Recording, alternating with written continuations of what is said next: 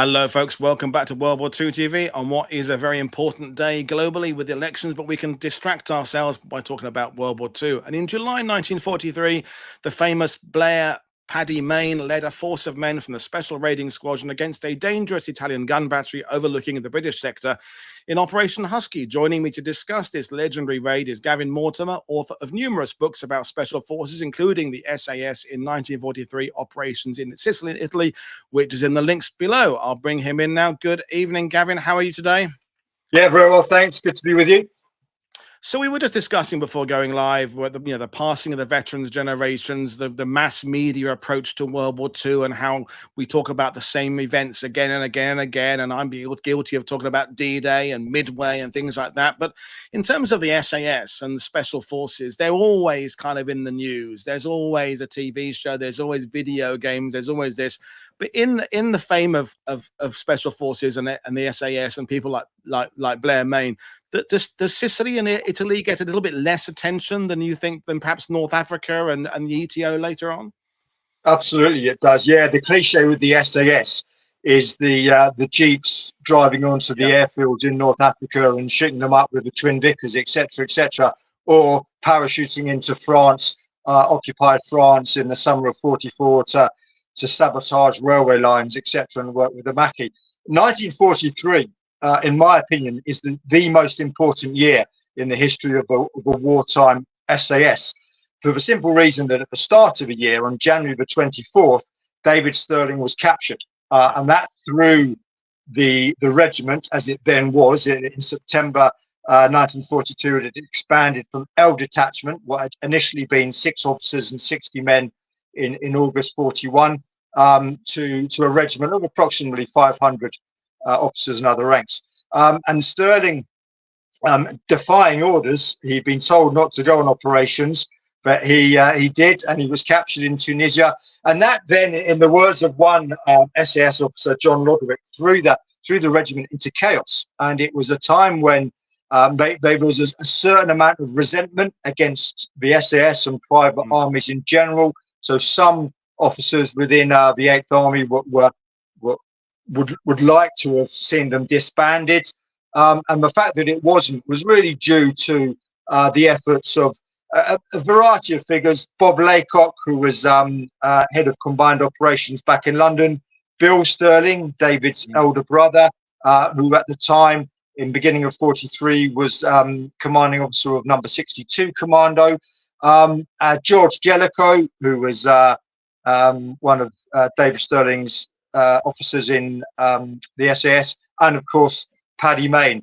And between them, it was a sort of a combined effort, but between them they saved SAS from disbandment, but it was sort of re-altered. And of course, probably for the sake of clarity, Paul, we should just perhaps I'll refer to them throughout this as the SAS, but they were known for 1943 as the Special Raiding Squadron. Yeah, I was going to ask about that because it's kind of the transition year, isn't it? By the end of the war, special forces have become almost part of the official establishment. And I'm not just talking about the UK, but Australia and the US as well. Everything's become regimentalized and organized. And 1940 was the creation of it all. And then 43 was kind of the reorganization, because it was kind of getting to the point where anybody who had an idea could kind of get their own special unit, and it was getting a bit complicated. So take us through the stages of what happens with titling in 1940, although that could take an hour just to go through all the changes. But yeah, no, I'll try and be as brief as possible.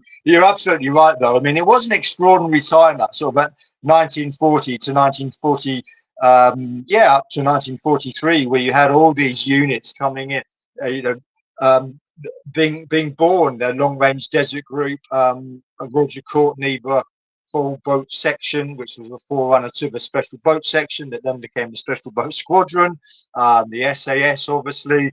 You had GR in the Middle East, obviously SOE. So lots of these organizations came up. So just to go back to what we were saying then, what happened was in February, beginning of February 1943, Bill Stirling, who Eisenhower, by the way, introduced Eisenhower into this. He was a great fan of British Special Forces, the Commandos, and he was aware of what the SAS had achieved in 1942, and he very much wanted a similar unit to work under his command in the Western Mediterranean, and that was going to be Bill Sterling's task with Number 62 Commando. Number 62 Commando subsequently became, in May 1943, 2 SAS. But anyway, so Bill had gone out to, Bill Sterling was in Algiers in February 1943, and he landed, I think it was about the 2nd of February, to learn that David has been captured. He was then asked by Bob Laycock to go to Cabrit, the SAS base, about 80 miles east of Cairo, to assess the situation. And he said, I'm just going to read you out what he wrote in his report on the 28th of February to Brigadier Bob Laycock back at Combined Operation Headquarters. Quote, there is no doubt that all SAS activities to the Mediterranean should be under one hand. I'm having a shot at it myself, but I'm handicapped by lack of status and the fact that SAS has asked that I be appointed to command them as well as the party here. I do not think it matters in the least who commands SAS, so long as it is someone who has this idea and who controls small raiding activities so far as personnel is concerned over the whole Mediterranean basin. Now, the upshot of that, 9 days later, was that Lieutenant Colonel Harry Cater, MC, a First World War veteran, who'd also commanded Number 51 Commando earlier in the war, was appointed commanding officer, raiding forces. And under his command was the SBS, the Special Boat Squadron, was in fact D Squadron of SAS. So one SAS had 4 squadrons, A, B, C, and D. The C was comprised predominantly of Frenchmen that returned to the UK to train for operations in France. D Squadron SAS became the SBS under George Jellicoe, and A and B squadrons of one SAS became the Special Raiding Squadron of Paddy Mayne. I hope you're paying attention because it's quite confusing. As long as there's not a test at the end. Exactly, yeah. So there we are. And it was a brilliant appointment, Harry Cater, because he was like a chief executive. He knew what his responsibilities were, what his strengths were, administration, dealing with the higher ups, and in particular, he complemented Paddy Mayne very well, because that was Paddy Mayne's great weakness. As one wartime SAS officer told me, Tony Greville Bell, Paddy was a brilliant, was the epitome of the SAS officer, bold, audacious, a tactical genius, but he hated boring people and he tended to punch them on the nose. So Harry Cater, he looked after the boring people, and he allowed Paddy Mayne and George Jellicoe to get on with training their men for operations in the Mediterranean. And there's a quote here from Lieutenant Peter Davis of this time when he said, as far as raiding forces headquarters were concerned, they might just as well have not existed for all the effect that they had on our training or our control. Perfect. So that's how it was split, really. Going forward, it worked very well. So we're now back then at the end of March 1943, and Paddy Mayne took his special raiding squadron, which comprised 19 officers and approximately 270 men. He'd weeded out particularly officers, upper class officers who'd been recruited by David Sterling. David's selection criteria tends to be, had you gone to the right school and were you good fun in the mess? Paddy Mayne was a bit more stringent than that. So he weeded out quite a few officers, took them to Azib on the Mediterranean coast, northern Israel today. And there they underwent several weeks of very hard training, physical training, weaponry training, and a lot of navigation and amphibious training. And then in the beginning of June, they moved to Suez, where for 3 weeks, they again, it was more precise, the training. some cliff top assaults. They didn't know what the target was, but obviously they had a good idea that it was going to be somewhere in the southern Mediterranean. And this is where it's important that for the existence of these units, that they can get themselves attached to the large scale operations. The kind of the era of them doing their own thing in North Africa, that has had to come to an end. They now need to be in a position where the planners of major operations, such as Operation Husky, will say, right, we need paratroopers, we need these special forces to do this, this, and this. And I guess that's the kind of thing that Paddy Mayne wouldn't have been good at, that kind of schmoozing with the high command to kind of get themselves in there. But by Husky, they are now special forces, we would call them today. They're now integral to the plan. So as you say, though they may were training for something they didn't know what it was going to be for, their operation as part of Husky was vital. And so do we know who it was who put forward the idea of using them for the attack on the gun battery we're going to be talking about? No, I think it was probably Dempsey, Miles Dempsey. But also, I just want to come back to what you said there, Paul, because that's a really good point. That when I said earlier that 1943 was a pivotal year, because they were now being asked, the SAS, to go from being more or less guerrilla fighters in North Africa, raiding airfields and other strategic targets way behind enemy lines, to being sort of commando troops. And Paddy Mayne had a very short space of time to turn the men into these assault troops, and he did it. And again, so David Stirling and Paddy Mayne complemented each other quite well in the early days, because David Stirling, by just the force of his charisma and his bloody mindedness, his refusal to say no, he was a very good schmoozer and very well connected. So he was vital to getting the idea off the ground. Paddy Mayne, as we said, that was his weakness, but he was a tactical genius, and several of the officers and men that I interviewed 20 years ago used that word, genius. And this nonsense that that has sort of come into vogue in the last 20 or 30 years, that he was this sort of psycho, a misfit, and just a thug, complete gibberish. And and so I think, and I've said this in the biography I wrote of Stirling a couple of years ago, that in a way it was a blessing in disguise that he was captured when he was, because I think he'd taken his idea as far as it could. He was under great strain physically and mentally. It needed to evolve, didn't it? It needed to evolve. Yeah, absolutely. He needed to evolve, and he wasn't the man to do it. But Jellicoe, Paddy Mayne, Bill Stirling, between them were. And so what Paddy Mayne did in as well as just that, for training in the spring of 1943, he divided the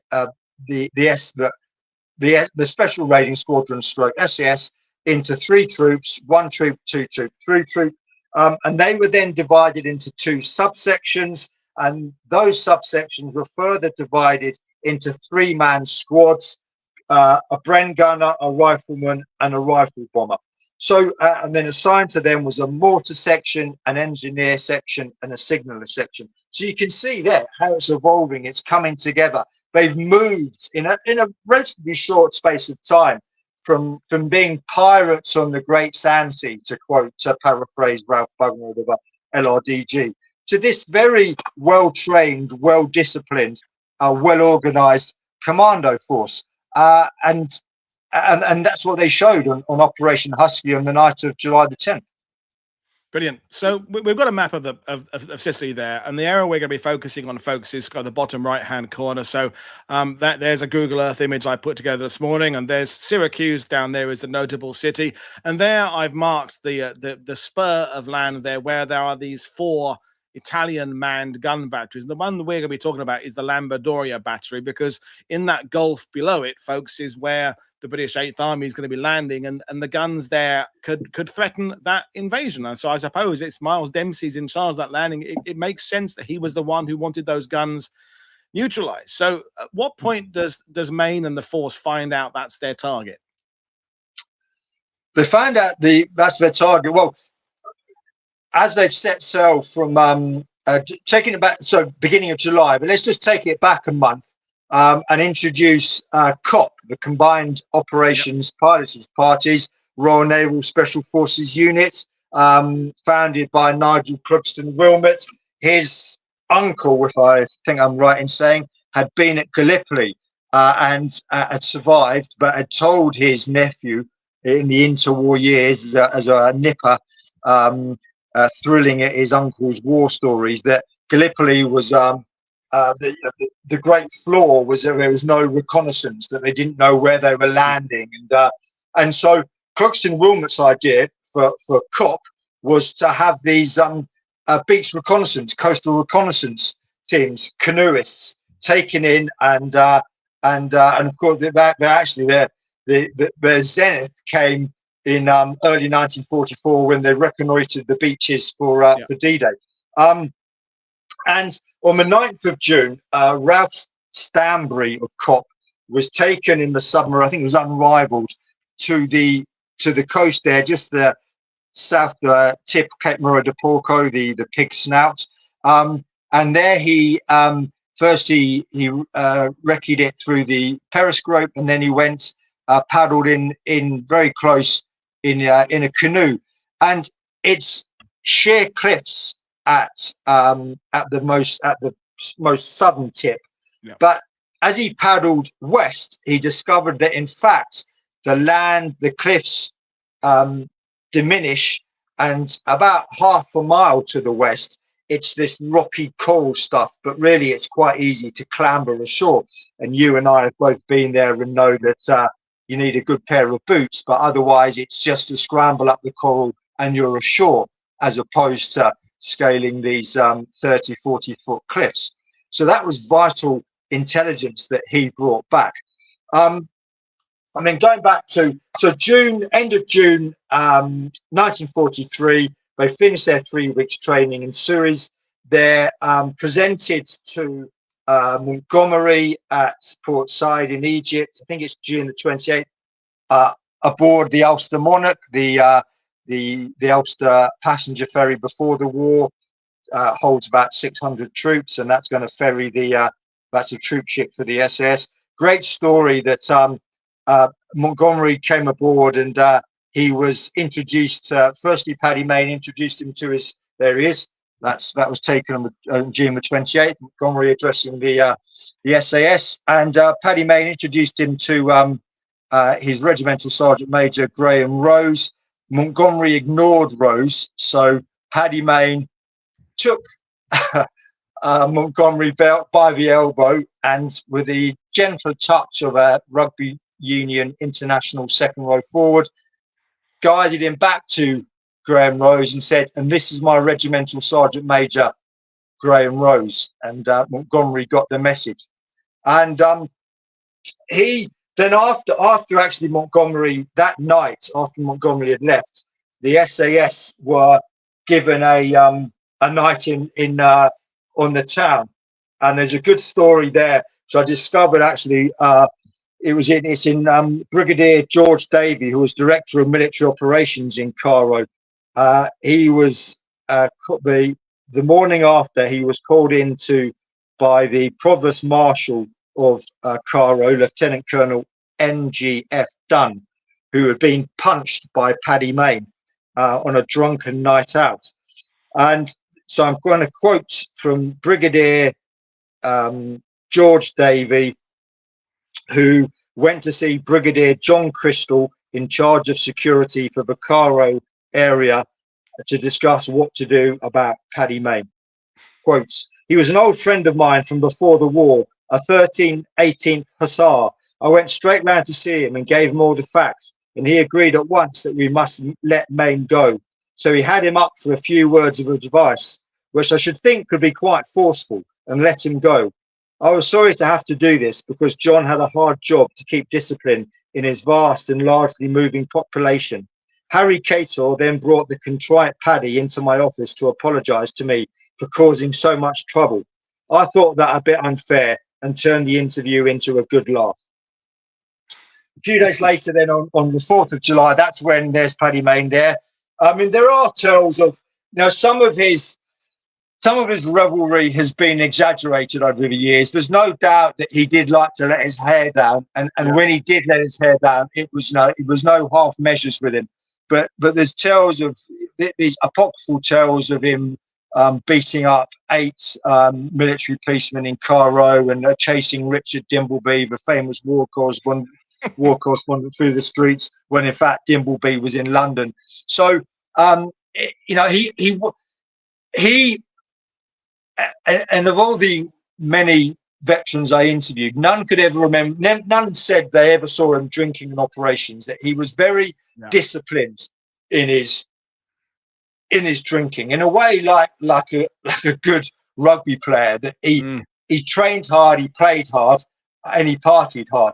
And on this occasion, when we had Andreas on last week talking about Churchill, this idea that Churchill was drunk all the time is a myth. He drank a lot, but there's no record in the war of him actually being drunk at a meeting or anything like that. He was professional, and Maine comes into that category again. And our mutual friend Rob Crane has done some fantastic work on the cop party. He's saying, to be honest, Maine doesn't do his reputation for being a brawler any favors, and that is fair to say. Is that there are there are these stories that, of course, have been exaggerated, repeated. But he was who he was, I guess. Yeah, absolutely. And but after this incident, which I think was probably a result of, and I think also you have to, he himself was under a great deal of pressure that he'd been appointed the CO of one SAS, and that he had this extraordinary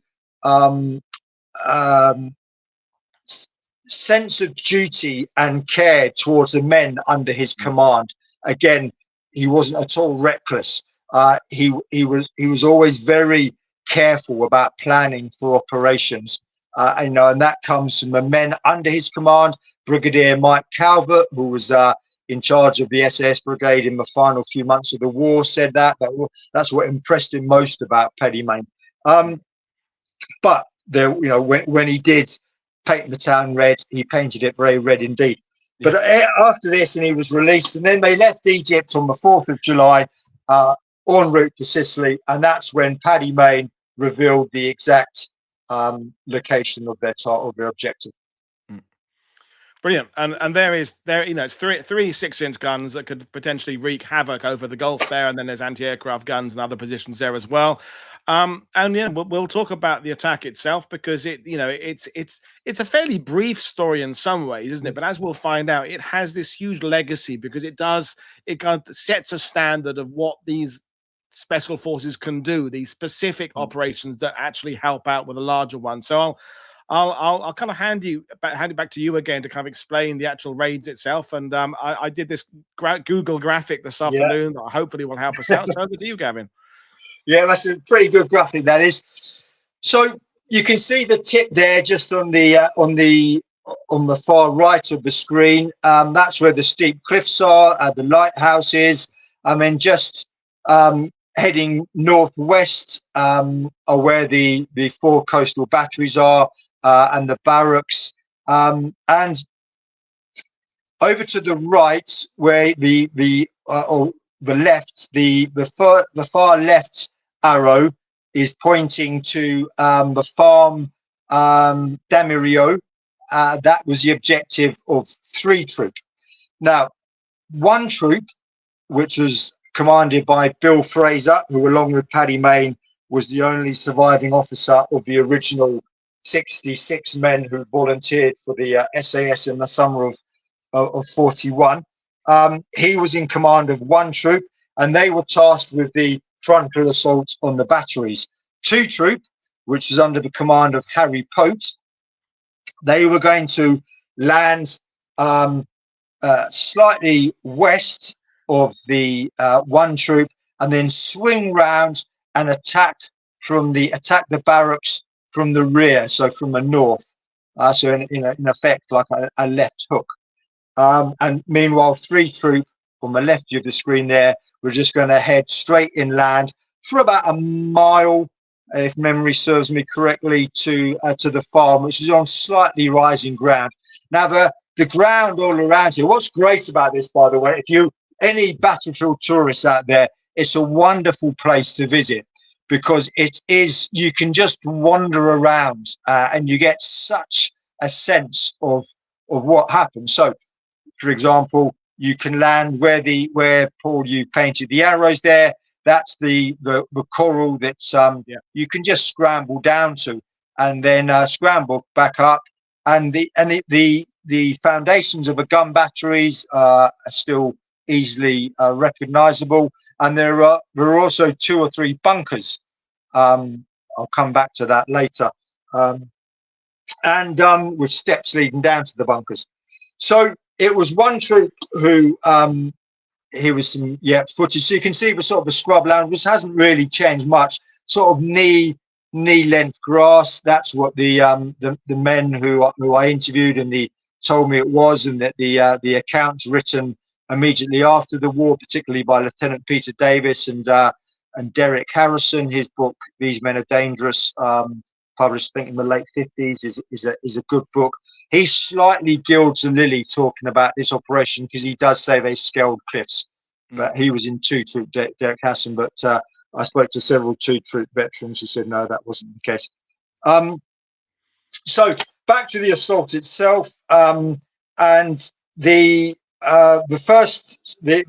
lead section in 1 Troop was commanded by Lieutenant Johnny Wiseman, who I had the great pleasure of interviewing. A wonderful man. He was awarded an MC for his courage and his boldness this night in leading his men through the barbed wire and capturing the first battery. I have to say that the Italian, there's Johnny Cooper. You can see him. He's centre in the middle of the front row there. Tragically, most of these men were killed a few months later at Termoli, particularly brutal battle, beginning of October 1943, Termoli being on the eastern coast of Italy, just by the spur. And Johnny's section had been called up to reinforce the eastern perimeter. There were 5 trucks outside there, the building that they were using as a sort of a base. And as they came into the street, got into the lorry, Johnny climbed into the cab and the passenger seat. A shell landed slap bang in the middle of a truck, killing 18 of his troop. Only Johnny, he survived about a scratch, and Red Seekings, who was fastening the tailboard of the lorry, he got a little nick on his finger. Everyone else was killed. Johnny, back to Capo Murro di Porco. Johnny told me a great story that he'd been at Cambridge before the war, and he'd lost his teeth. He'd been hit by a fast rising delivery on the cricket field, which had knocked his teeth out. So he had false teeth. And as he was coming up, as they were going across the shrubland towards the gun emplacement, he was shouting instructions to his men, and suddenly out popped his false teeth. So anyway, he just led his men on, and they neutralized the battery. He got his signaller to get up Paddy Mayne, who was at the farm with 3 Troop, to tell him that everything was okay, that they'd secured the objective. His message went something along the lines of "Whoa, whoa, whoa, whoa, whoa, whoa, whoa, whoa, whoa." Paddy Mayne go, "What the hell's the matter with you, Wiseman? You're talking gibberish, man." And he had to explain eventually that he'd lost his teeth.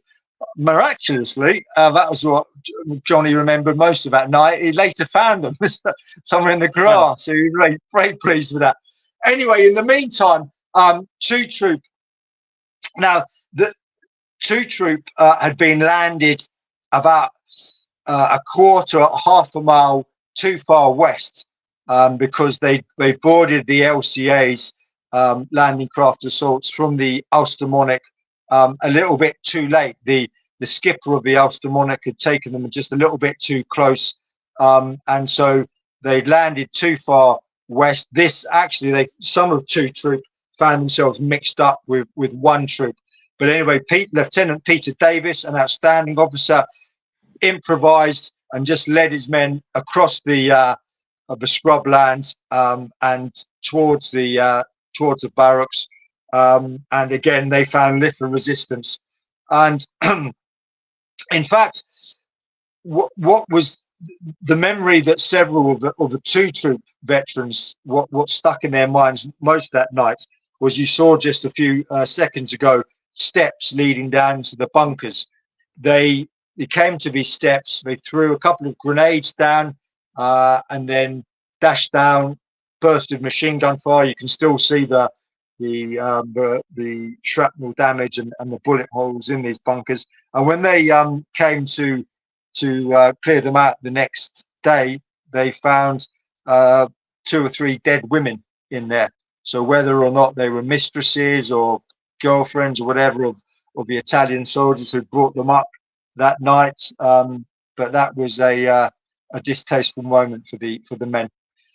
With the objective secured, I think it was Paddy Mayne fired the flare at 5:20 to signal that the guns had been neutralized. Then it was over to the engineer section, led by comprising 3 men, led by Sergeant Bill Deakins.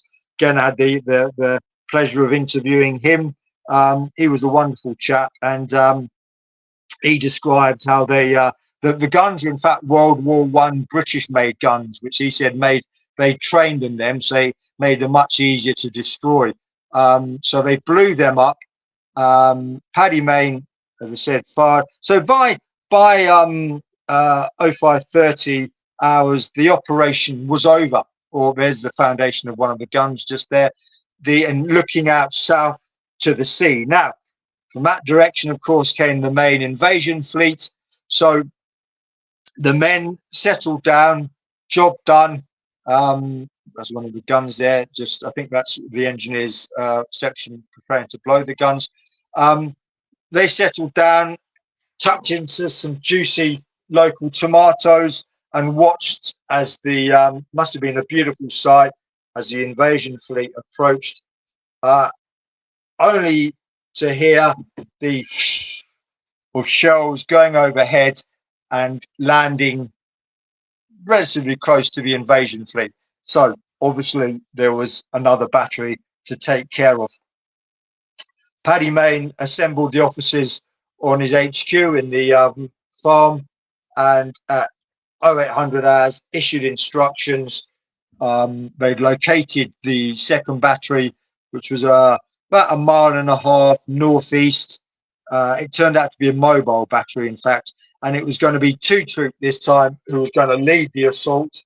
And this was Derek Harrison's section was going to be in the lead. And it was about they encountered more resistance now than they had in the initial assault on the battery. And of course, one mustn't forget that at this point that they came across the corpses and also the rather dazed survivors of Operation Ladbroke, the glider operation to take the bridge just south of Syracuse, and many of the gliders had fallen short. Many had landed in the sea, and a lot of the veterans I spoke to remembered vividly hearing in the dark as they sailed from the Ulster Monarch in their LCAs to the shore, the cries of these floundering airborne troops who'd come down into the sea because their gliders had been released too early. Now, accounts differ as to whether LCA stopped to pick up survivors. Some men I spoke to said they did. John Wiseman was one, and in fact, he picked up Brigadier John Hicks. Others said Albert Youngman, who was in 3 Troop, said, no, we didn't. We were on a very tight schedule and we just couldn't. And it was pretty harrowing to hear the cries of these men saying, stop, please, please. Anyway, as the back to the second battery now, and their 2 Troop are leading the assault across really what is just dry farmland and olive groves, and they came under sporadic sniper fire. They would come across groups of British airborne troops, and they would direct them back towards Paddy Mayne's HQ at Farm Demerio. And special mention here, by the way, I should have mentioned earlier that the fine work of Alex Muirhead's mortar section, which had only been in existence for a couple of months, but their mortar fire on the batteries on the southern tip was very effective, and greatly assisted John Wiseman and one troop as they assaulted the guns. And similarly, on the second battery, it was again very accurate, very effective. But as with the first assault, the quality of troops was pretty poor. I'll just read from you if I can find it. A quote from Derek Harrison, who said about Lieutenant Peter Davis. He described taking the second battery as a light-hearted affair, the men realizing they were up against a poorly trained and ill-disciplined enemy whose heart was not in the fight. After a time, the lads began to take the situation for granted and would deliberately expose themselves in order to draw the fire of the panic-stricken Italians and thereby to learn their exact position, nonchalantly chewing pieces of grass or sucking at the small orange tomatoes growing in profusion all around. Our sections pressed forward. And then they went in under a creeping barrage of Muirhead's mortar section and took the second battery. So that was really the operation over. They lost one man, Jeff Caton, a desert veteran, hugely popular character from Wigan, if I remember rightly. And he was shot actually going forward to take. There's Jeff on the left. The man on the right is Jock McDermott, who was awarded a military medal in Banyara a couple of months later. Pretty fearsome soldier, joined from a Black Watch in early '42. Jeff was shot as he went forward to take a white flag. He was in one troop. Red Sea Kings witnessed this cowardly act, and enraged, he then stormed the Italian. That's Red Sea Kings looking at the camera there. Any of you who watch Rogue Heroes, I thought actually the best character in that BBC production. Yeah, really good character.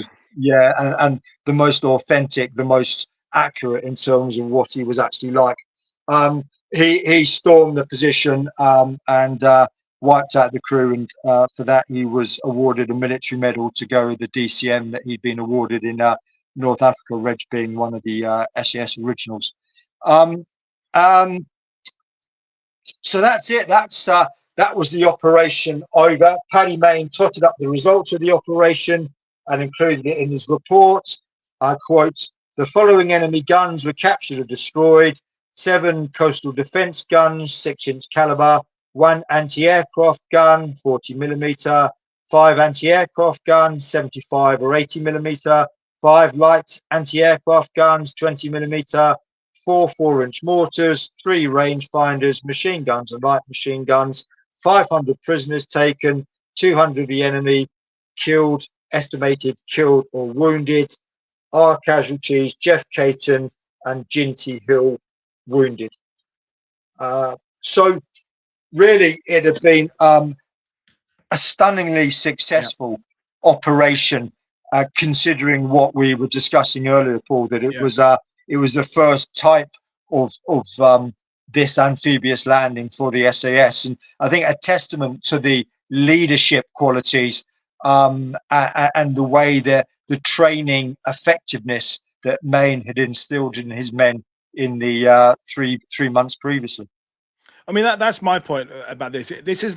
It's the professionalism, isn't it? I mean, it's not that the things in North Africa weren't incredible, because of course they were, but they were kind of picking their own targets. They were kind of going out, and as you say, they were acting like pirates, just kind of what's over there. I mean, I'm playing it down a little bit, but they are playing to someone else's tune. This is part of a much larger operation. There are other lives at risk. They have to be playing the game of a proper military operation, and they do it in absolute spades. It may not have the kind of the glamour of some of the North African airfield attacks, but it's the professionalism of this and the casualty rates there. They say something, don't they? And I think only one SAS or the special rating guy killed, and all those prisoners, all those enemy killed. I mean, that's an extraordinarily successful mission, isn't it? It is, absolutely, yeah. And the one fatality killed in a very devious, cowardly manner. And okay, sure, the quality of the opposition wasn't great, but nonetheless, you know, there were substantial numbers of them. And the reason I think that they were so demoralized is with the speed and the ferocity of the attack. And again, there was a certain amount of improvisation because they were landed slightly out of place. But again, it just, I think, reflects very well on the training that they'd undergone, and also the selection of the men. I think that's a very important point to make, that we talked earlier that Paddy Mayne had weeded out some of the officers, but he'd also RTU'd some of the men who hadn't met his standards, and he had very high standards. And I think that's another crucial difference between him and David Sterling. David Sterling didn't really RTU people because it wasn't, he didn't really have an understanding, I think, of what he wanted, what he envisaged, as you just said, Paul. For him, it wasn't a game, that's too flippant, but it was certainly, there was a sort of a light-hearted, sort of romantic, chivalrous air to it, whereas 1943, this was proper war. And just that, you know, that the image I've got there, the fact that they're one troop and two troop are attacking from south and north at the same time, you're adding the possibility of friendly fire there, and that is something that affects all Allied units. And you know, we saw the footage that I shot a few years ago. The amount of bullet holes on those buildings, they surely weren't going through here not firing. They were obviously firing a lot of rounds down target, and the fact that no one is killed by their own fire, that shows discipline, that shows coordination. Communications are obviously pretty damn good, despite the fact that they're not landing in the right place, some of them, despite the fact they've got some navigation issues. There's this professionalism, I keep coming back to that word, shining through this. They know how to do it now. Yeah, that's a very good point you make there about the friendly fire, because Sid Payne, Bob Lowson, Bob McDougall, three veterans, all two troop, who were McDougall and Lowson, no, McDougall and Payne were in Harrison's section. Lowson was in Davis's. They both said they had memories, the three of them, of encountering one troop. The password was "kill the Italians," and then the answer was "desert rats." And there was discipline, absolutely. There was fire discipline, and that prevented, because you're quite correct, there could have been friendly fire fatalities, but there wasn't, because of the discipline, because of the training. And so really at the end of that day, I think Paddy Mayne could reflect on a job very well done. He could be proud of himself, and he could be proud of the men under his command. And it's a good point to ask you the question. Obviously, Maine's legendary status looms large over all things concerning this unit, but there are other people here. Do you think this raid is where other people kind of show their chance? I mean, you mentioned Sea Kings earlier on, but you know, people like Muirhead there in the photo. Do they sometimes fall in the shadow too much of Maine?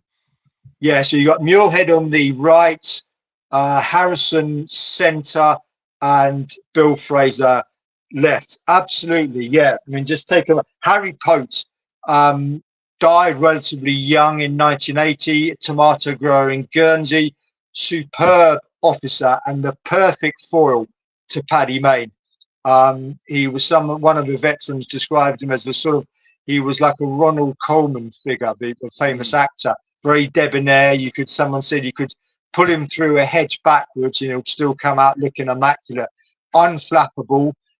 Very good at dealing with Paddy Mayne in the moments that he got a little bit volatile. and just a very astute officer. And Bill Fraser, obviously underrated. Unfortunately, he had post-war, he succumbed to alcoholism, but during the war, he was a superb combat officer. Probably in terms of audacity and ingenuity, every bit Paddy Mayne's equal. He lacked his athleticism and his sort of physical prowess, but temperamentally superb.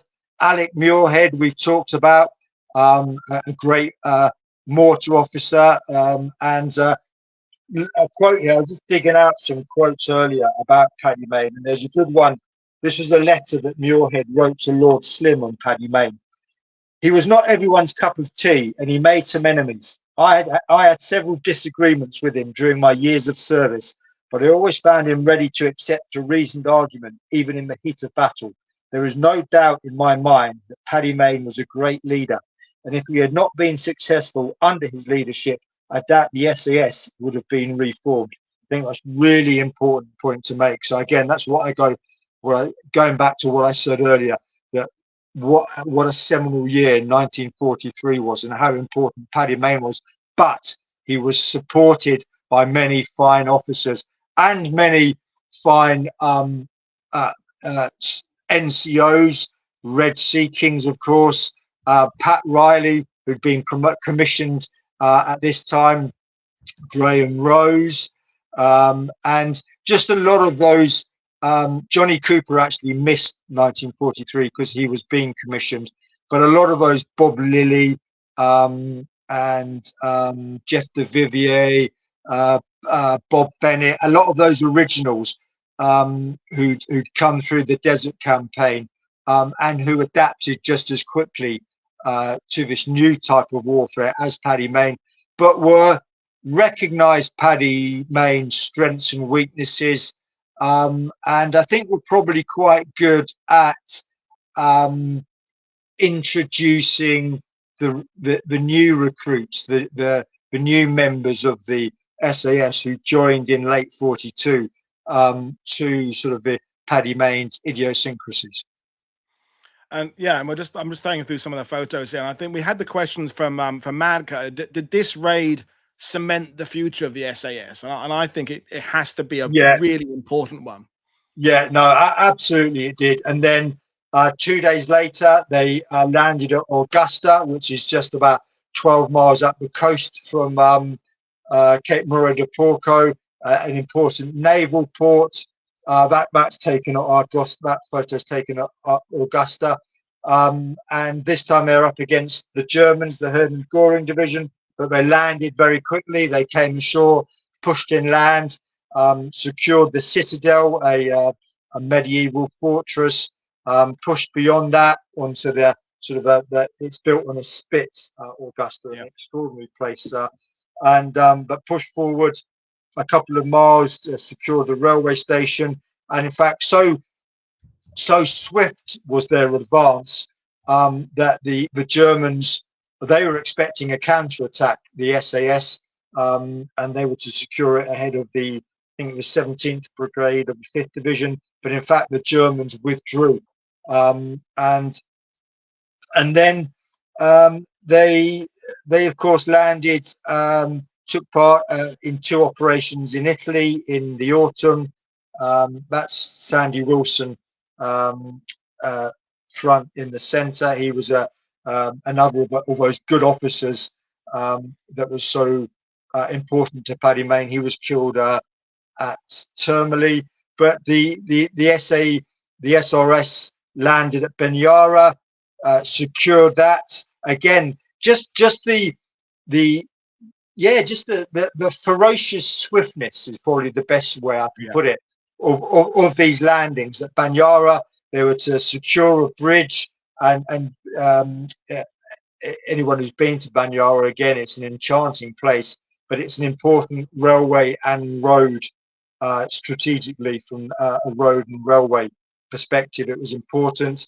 And then at Termoli, they landed with the commando force. That was a particularly bloody battle, and there they were really. It was an infantry battle, and and they suffered very high casualties. I mentioned earlier the truck that was Yeah. blown up, and in total they lost 21 men. I think 23 captured, including John Tonkin, and another 20 or so wounded. But Miles Dempsey addressed them, or 13 Corps addressed them about 3 days after Termoli, and said just what an outstanding performance really they put in throughout the campaign in Sicily and Italy, and that he was proud to have them under his command.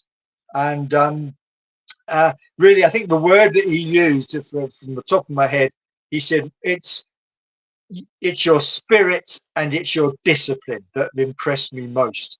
And I think that's a good, that encapsulates what the success and sort of, and what underpinned the success, that their spirit and their discipline, and that was very much to do with Paddy Mayne, but it was a collective effort. Yeah, and that's what we said earlier. That's the transition you get in 43. And it's not, I'm not knocking what they did in North Africa, but North Africa had a kind of a recklessness about it, a kind of a making it up as you go along aspect to it, which was thrilling when we all watched Rogue Heroes last year. But you can see, as we said it before, that professionalism coming through, the discipline, because the reality is that the people who are in charge of the army, they're people in their 50s and 60s and even older who've got a traditional view of the British Army. And they don't want, renegades and pirates. They want organized units they can depend on, units that will function essentially like other British Army regiments. And that's what I see in reading books like yours and others, that this is the proving ground for the SAS as a regiment alongside the other regiments, as opposed to this kind of crack, but kind of loose cannon approach that they had in North Africa. Absolutely. And of course, complementing what Paddy Mayne and the Special Raiding Squadron Stroke 1 SS were doing in Sicily and Italy, you also had, as I mentioned at the beginning, the raising of 2 SAS by Bill Sterling, and they underwent many parachute operations, and Bill Sterling, so really reverting back to the whole raison d'etre of the SAS as the Special Air Service, as dropping behind enemy lines by parachute. And of course, after that, the inaugural raid in November the 16th, 1941, which is a disaster, mainly because it coincided with the worst storm in the region in a generation. And of the 55 men who parachuted, 34 were killed or captured, and thereafter they were transported to targets on the back of long-range Desert Group trucks until in the summer of 42 they got their own jeeps and so forth. But Bill Sterling took them back to dropping deep behind enemy lines in small parties, 2 or 3 strong, and attacking lines of communication. And one operation, for example, Operation Speedwell, which began on September the 7th, 1943, Bill Sterling had lobbied for. He wanted about 60 of these 2-3 man parties to saturate northern Italy, and in the end he was given, I think 13 men went on Speedwell, but even that small number destroyed 5 trains, blew 5 trains off the line, also blew a number of railway lines, and caused, for their relatively small size, a great deal of damage. So you've got, at the one hand, you've got what Paddy Mayne and the SRS were doing in Sicily and Italy, and then you've got what Bill Sterling and 2 SS were doing further north in northern Italy. And I think together that just showed the extraordinary evolution of SAS. And of course, what happened at the end of 1943, they became a brigade, and they finished the war. So you had 1 and 2 SAS, 3 and 4 French SAS, the independent Belgian company, and by the end of the war, they were 2,500 strong. And that's from So within the space of 4 years, they'd gone from L detachment, 6 men, 6 officers and 60 men to a brigade. And that's the man on screen there, Paddy Mayne. He obviously was probably, I think it's fair to say that he above anyone else was responsible for that extraordinary success and that evolution. And he was helped along the way by a great cast. Yeah. And but it was Mayne's his leadership, which is under everyone knows about what he was like as a guerrilla fighter, and that he was just this superb. Yeah, he was a superb athlete before the war, and he took that sort of the athlete temperament and physical qualities onto the battlefield. Now, I hope I don't sound a bit flippant in saying that, but I think Paddy Mayne did see war as an extension of sport in a way. Yeah. Again, just a quote that I looked out for you. This was from Mike Sadler. I talked about Paddy with Mike Sadler on several occasions, and he said Paddy felt his true vocation in war. He was well suited to war and he enjoyed it. He was very good at fighting the Germans, but he was also a solicitor and a very able sort of chap. But he wasn't totally fearless. I mean, there's this slight impression around that he wasn't at all scared. He was well aware of the risks around at any particular moment. And I don't think he fancied the idea of being shot more than anyone else, but he had a very good control of himself. I think that's probably the best description that I've come across of Paddy Mayne from someone who knew him probably better than anyone else in the war. And I think that's the thing with people like Paddy Mayne and even David Sterling, who we talked about when you were on the channel before, is that they're too complicated to boil them down to a 140 character tweet, aren't they? Mayne is a multifaceted, very complicated human being who probably didn't quite understand himself. You know, he was a poet, he was a brawler, he was incredibly intelligent, he was a sportsman, but he's more than that, and that doesn't define him totally. He's a very, very complex individual, and I think there are some people in life who you meet and you think, okay, that person's pretty straightforward. I get that person. That's who they are. Mayne, I'm assuming if I'd met him, I would have thought, what a weird but fascinating person. And I suppose the people who served under him had that similar reverence and also understanding that he is a very complicated individual, but not the cliche, I think, that perhaps we think of him or the media think of him.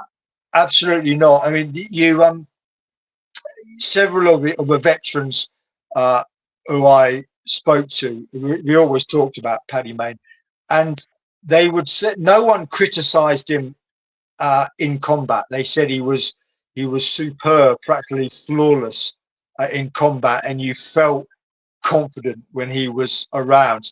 But they were critical of him as a man, and you know, as we said earlier, that he was under great pressure himself, so he wasn't going to go around the whole time singing and dancing. He was going to be volatile. He was going to be capricious. He was very pedantic about the angle at which berets should be worn, and he could be quite ruthless in RTUing people.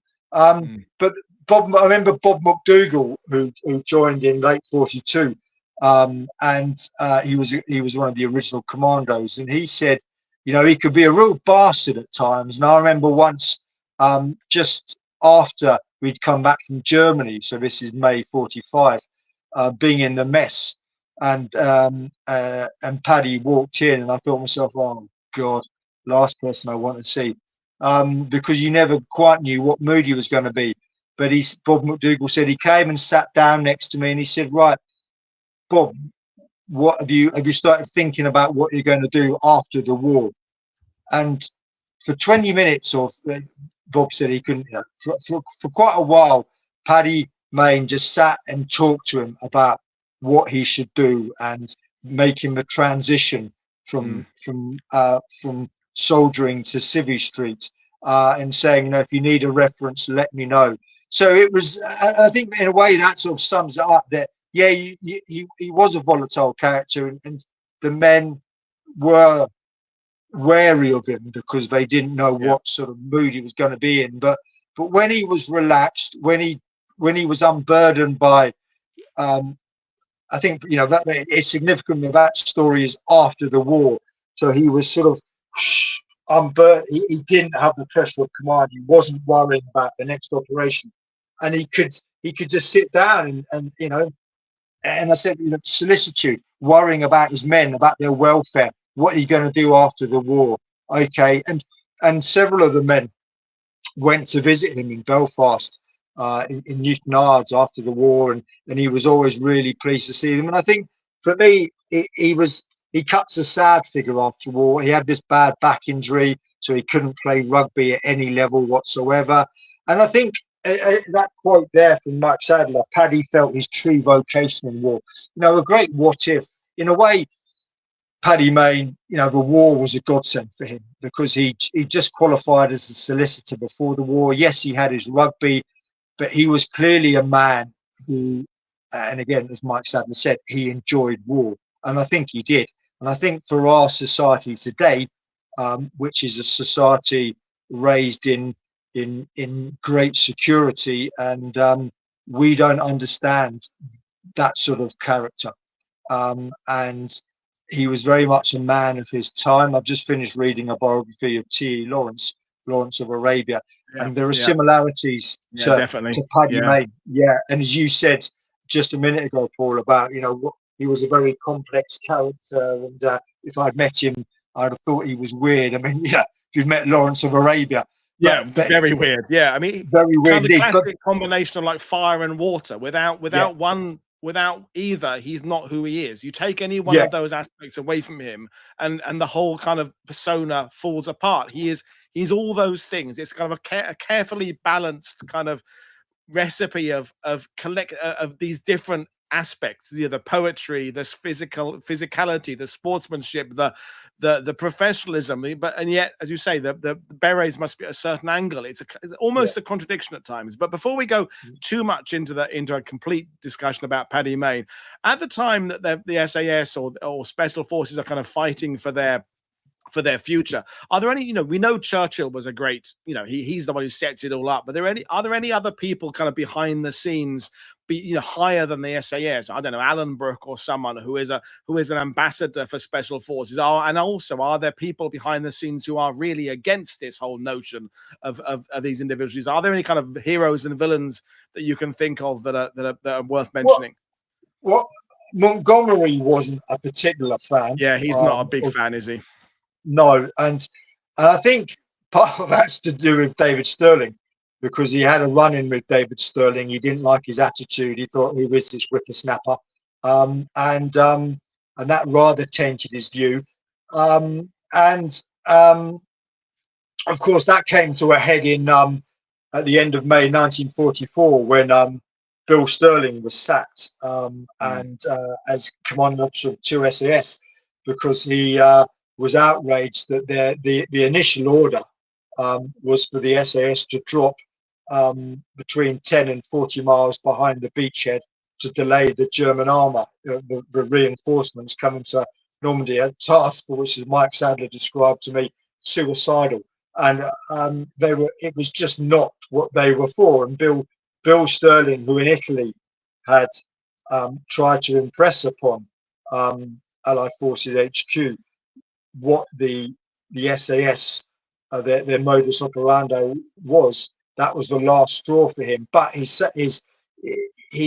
wasn't in vain. It was Boy Browning of 21 Army who was the final denouement came. But the operational order was changed, and they were deployed strategically as Bill Sterling had demanded, so miles away from the beachhead, working with the Maquis, training and organising them, and delaying the Germans as they came up north. And they did that with great success, particularly the French SAS in Brittany.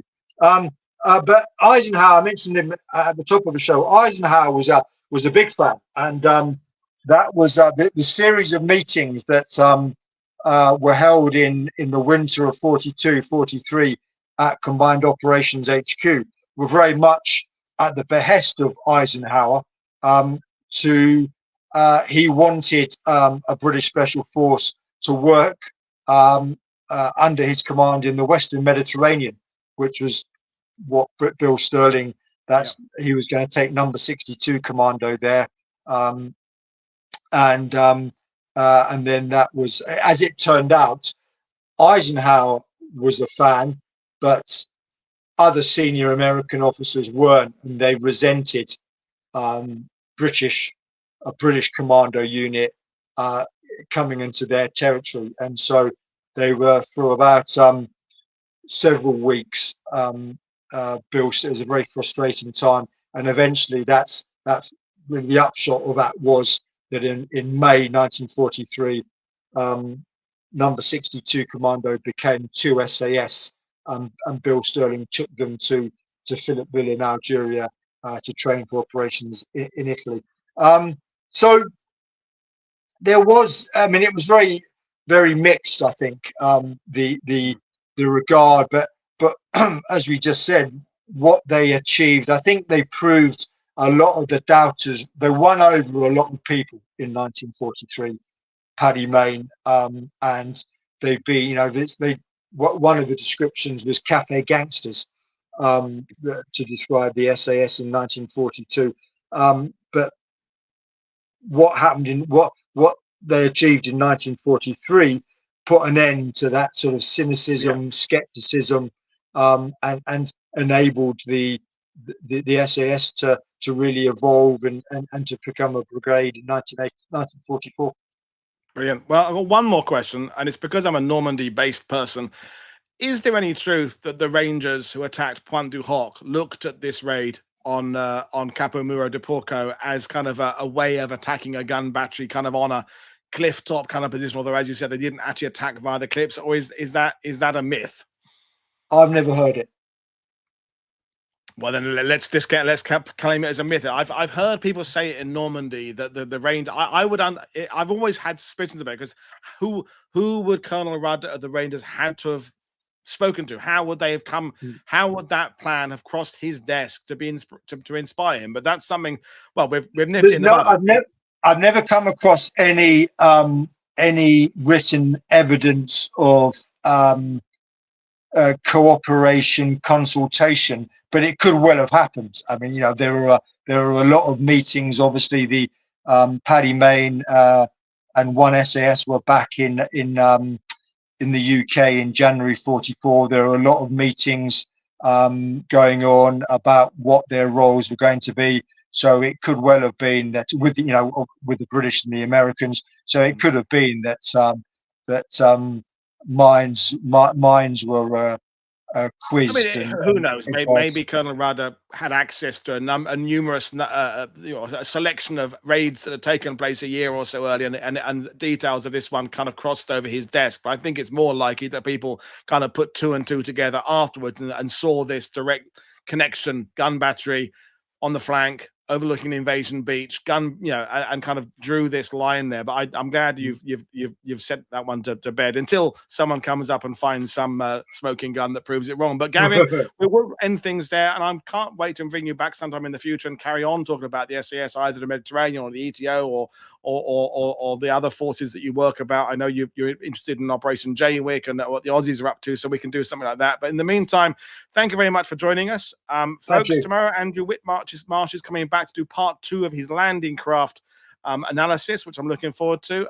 So in the meantime, thanks everybody for your fantastic questions. Don't forget to buy my guest's books. There are links to 2 of Gavin's books in the description below, but there are several more that I recommend. It's been great talking to you, Gavin. So good to talk to you. Speak to you soon. We'll do it again. Cheers, everybody. Thanks for watching. Bye.